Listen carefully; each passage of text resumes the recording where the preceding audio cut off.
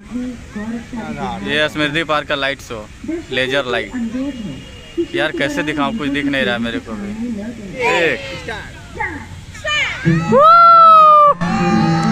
Guys ये है laser show.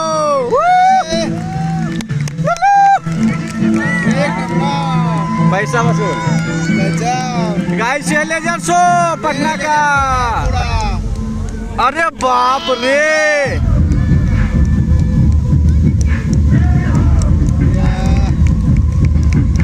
ये है गाइस, देख सकते हैं आप लोग लेजर शो। ये देखिए,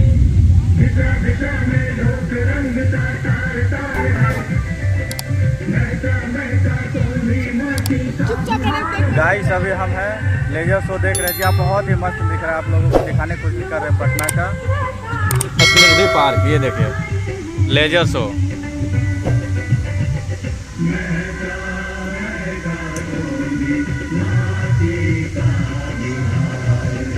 वाओ,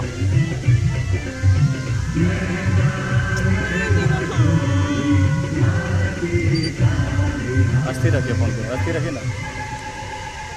ये कुछ लिखा हुआ है, गौरवशाली बिहार एक। इतिहास के बीते दिनों में तो हम पीछे नहीं लौट सकते, पर हम ये तो देख सकते हैं कि हमने अपनी यात्रा कहां से शुरू की और कहां तक पहुंचे हैं। तो चलिए ये देखिए भारत, आई लव भारत बिहार। कोशिश करते हैं। बिहार में सभ्यता के इतिहास के हर गौतम बुद्ध, भौतिक उपलब्धियों पर दार्शनिक उपलब्धियों को वरीयता। क्या नजारा है यार एकदम। यही कारण है कि हर संक्रमण के दौर में बिहार की तरफ रुख किया है।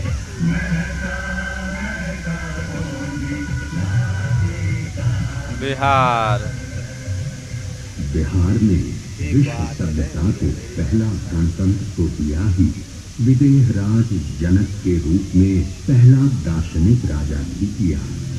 ये भी विश्व सभ्यता में एक अद्भुत उदाहरण है कि जिस बिहार में आस्तिक दर्शन का सूत्रपात हुआ, उसी भूमि पर जैन एवं बौद्ध जैसे अन्य दर्शन का भी सूत्रपात हुआ। दोनों रास्तों को छोड़ने को कहा। वे मध्यम मार्ग के विश्वासी थे, जो न प्रवृत्तिवाद है न निवृत्तिवाद। अब हम बात करते हैं मगध के राजा बिंबिसार की। ईसा पूर्व 6वीं शताब्दी में देश छोटे छोटे जनपदों में बटा हुआ था, पर बिंबिसार के नेतृत्व में पहली बार मगध एक साम्राज्य के रूप में विकसित हुआ। जैन और बौद्ध दोनों राजा बिंबिसार को अपने करीब मानते थे। इन्हीं दिनों गंगा के उस पार वैशाली में लिच्छवियों का गणराज्य स्थापित था। वहां की आम्रपाली अपनी सुंदरता, नृत्य कला, गायन वादन के लिए विश्व प्रसिद्ध थी। महत्वपूर्ण वैभव के बावजूद उसने बुद्ध की शिष्या बनना स्वीकार किया और अपनी संपत्ति संघ को दान में दे दी।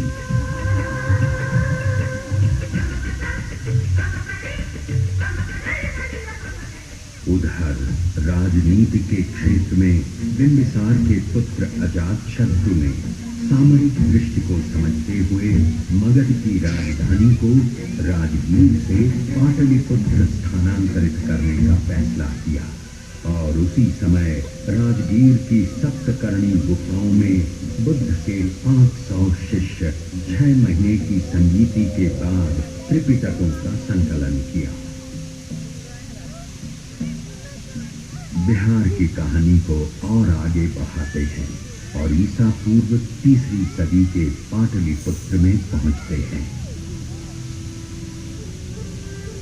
अरे ये क्या, यूनान का राजदूत मेगास्थनीस यहाँ प्रवासी जीवन बिता रहा है।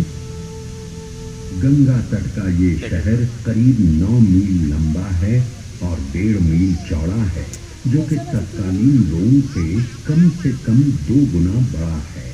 शहर चारों ओर लकड़ी की दीवारों से घिरा है। 6 दरवाजे बने हुए हैं।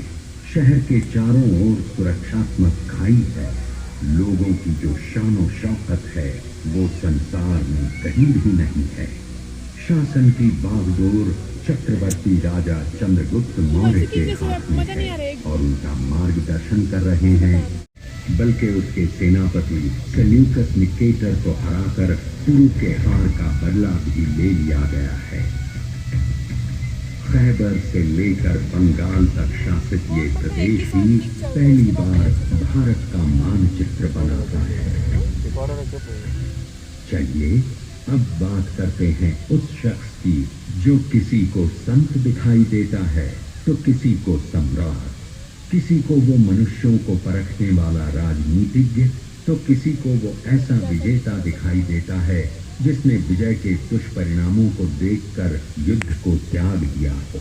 कलिंग युद्ध के बाद बुद्ध धर्म अपनाने वाला ये शख्स और कोई नहीं बल्कि चक्रवर्ती राजा अशोक थे। सोचिए वो भी क्या परिवर्तन हुआ, 1000 स्तूप बनाकर किया।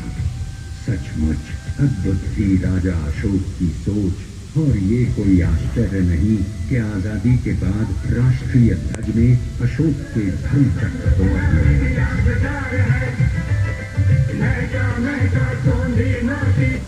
उसकी परिधि नाप रहे हैं।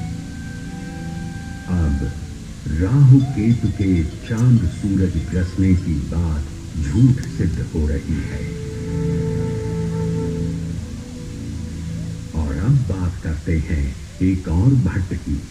सोन नदी के तट पर बालुका राशि में खेलता बाण भट्ट संस्कृत साहित्य का महान नाटककार गद्यकार हर्षवर्धन के दरबार का मणिमाणिक बना हुआ है। अरे ये क्या, 7वीं सदी का दृश्य देखिए।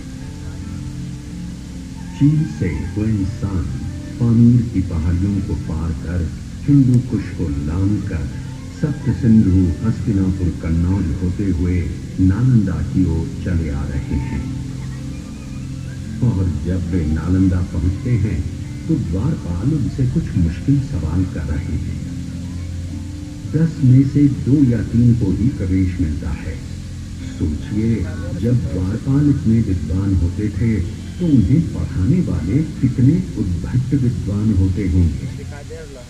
नालंदा का विकास अकेला नहीं हो रहा था, उसके साथ साथ विक्रमशिला, उद्दंतपुरी, तेल्हाड़ा जैसे अनेक विहार फल फूल रहे थे।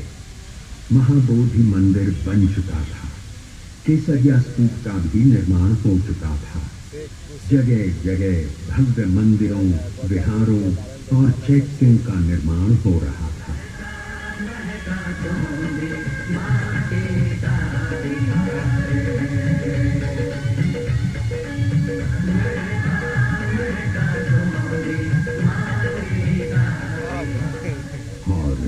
ये देखिए 9वीं सदी का दृश्य, जब आदि गुरु शंकराचार्य दक्षिण भारत से चलकर मंडन मिश्र से मिलने सहरसा के महिषी गांव की ओर चले आ रहे हैं। लोगों को क्या आनंद आया होगा जब सन्यास और गारहस्थ धर्म के द्वंद्व पर इन दोनों विद्वानों के बीच कई दिनों तक बहस चली होगी। और इस शास्त्रार्थ की निर्णायक भूमिका कोई और नहीं बल्कि मंडन मिश्र की पत्नी भारती निभा रही थी।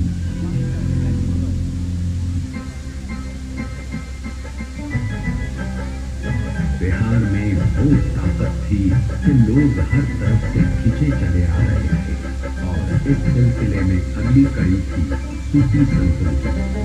बिहारों का स्थान अब दरगाह खानकाह ले रहे थे। मनेर शरीफ, बिहार शरीफ, फुलवारी शरीफ जैसे कई पवित्र स्थलों का विकास हो रहा था और इस इलाके में इतने विहार बने हुए थे कि मुगल शासनकाल में पूरे नाम ही बिहार पड़ गया। सरहप्पा की कवि कुल परंपरा में देसिल बैना सब जन मीठा के उद्गायक विद्यापति के बिना बिहार की गलियां सूनी पड़ी रहती। नालंदा विक्रमशिला भले जला दिए गए हों, फिर भी गलियों की रागिनी जिंदा थी। बिहार की माटी में इतनी उर्वरता है कि 14वीं शताब्दी में ही पुनर्जागरण के लक्षण विद्यापति में आ गए। संस्कृत अब पोथी की चीज हो गई थी। लोक भाषा के कवि विद्यापति पूरे पूर्वांचल में छा गए।